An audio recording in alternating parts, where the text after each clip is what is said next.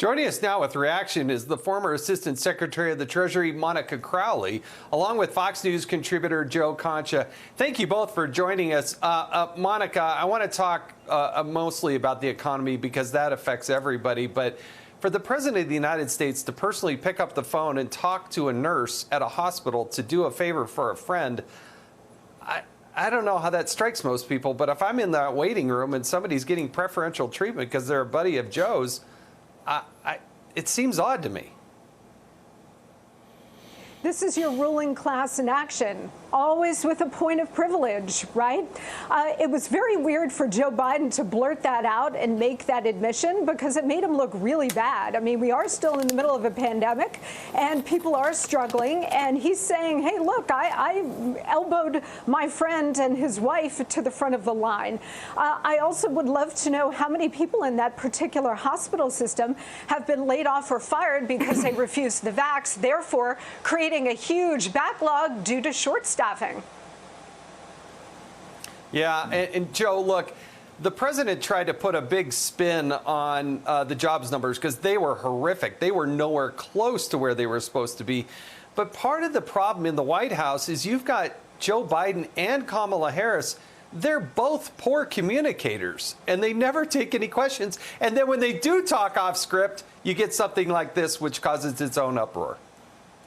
It's the worst messaging I've seen, Jason, and you could go back and study this stuff in the modern political era. And to blame COVID, as Jen Psaki did, it's like it's all they have. Did COVID force us to withdraw from Afghanistan in the disastrous way that we did? Of course not. Is COVID causing the border to be wide open where actually COVID positive migrants are flooding into the country? Of course not. Is COVID causing skyrocketing crime in American cities? Of course not. Is COVID causing skyrocketing inflation? Of course not. And thanks of all these lies, and that's the proper word to use here, lies, that the president and his chief handlers like Psaki have tried to sell to the American people. Like in August, job creation missed expectations by 500,000 jobs, 500,000. In September, it missed by another 300,000. And there the president is out there saying the job report shows progress. That is gaslighting with dynamite marinated in kerosene. He also claimed that $3.5 trillion in spending cost $0.0, that it will somehow cut taxes while inflation is almost sure to continue rising, that it will reduce the debt. All lies. And for anyone with ears, eyes, and a halfway functional brain, these arguments are about the best unintentional comedy you'll hear, except the president is as serious as a heart attack when he is making them. And this is where we are now at this point. You're right about the messaging. It is lying, and it is deceptive, and it is intentional. Now, Monica, you've been up close and personal with the White House along the way. I mean, part of the problem is you have a Kamala Harris who's nowhere to be seen. She's just literally flying to Palm Springs when they're trying to do, critical things with the United States Congress. But the cabinet's nowhere. I mean, we've got this major problem with shipping off the shores. You've got offload of shipments that are coming into these ports and no trucks to go underneath these containers. Where's Pete Buttigieg? I mean, their cabinet is pretty well absent from the discussion. Well, their labor secretary was out today to talk about this abysmal jobs report and trying to spin it, as was the president.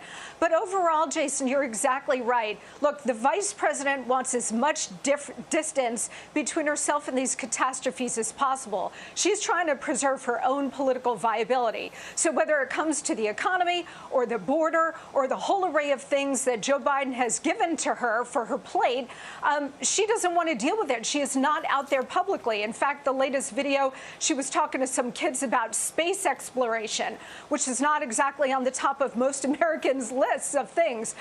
But the rest of the cabinet, you're exactly right. They have hightailed it away from all of these controversies. They know that this presidency is in free fall. They can see the president's poll numbers cratering. And now you even have the press, at least some of them, starting to report on the faltering economy and some of these other things because they can't ignore it. But make no mistake, when the press reports this stuff, like, for example, CNN today talking about how bad these jobs numbers are, they're not doing it because they want to see Joe Biden fail. They're doing it as a warning to the White House that they better start getting their act together, particularly on the economy, because most Americans do vote on kitchen table issues.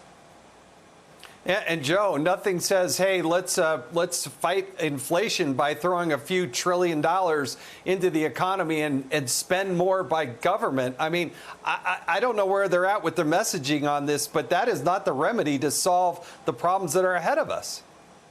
Yeah, a little removed from Econ 101, but I'm pretty sure that if you print $3.5 trillion of new money and put it into the economy, that may devalue the dollar a little bit. And we're already at a 30-year high on core inflation. So if this spending bill gets passed, and even if it gets shaved down, what do you think's going to happen to the economy? To Monica's point, that's what people vote on first. But three big takeaways from the president's polls when you peel away the onion. All right, so Republicans are overwhelmingly against the president, of course. Democrats, about 80% are still with him. So they kind of cancel each other out. I always look at independents, Jason, because they're the people that decide elections in Michigan, Pennsylvania, Wisconsin, Ohio, Georgia, so on. 32% of Americans approve of this president, less than 1 in 3. Think about that. That's just 9 months into office. That's a hockey season. And a solid majority of voters now believe the administration as a whole, Jason, is not competent running the government. That's a very difficult impression to undo. But finally, on the economy, he is polling below 40%. On the border in Afghanistan, he's polling in the 20s. Crime is a huge issue as well. Yeah. Is it more expensive to live in this country? Yes. Is it less safe? Yes. Is the border secured? No. Is Afghanistan a threat with the reemergence of al-Qaeda and ISIS? Yes. You tell me how he's going to fix those 4 big issues when he's never communicating outside of a teleprompter. It ain't going to happen unless somebody else is doing the communicating. I guess that's Jen Psaki, who is now the face of this administration. Congratulations.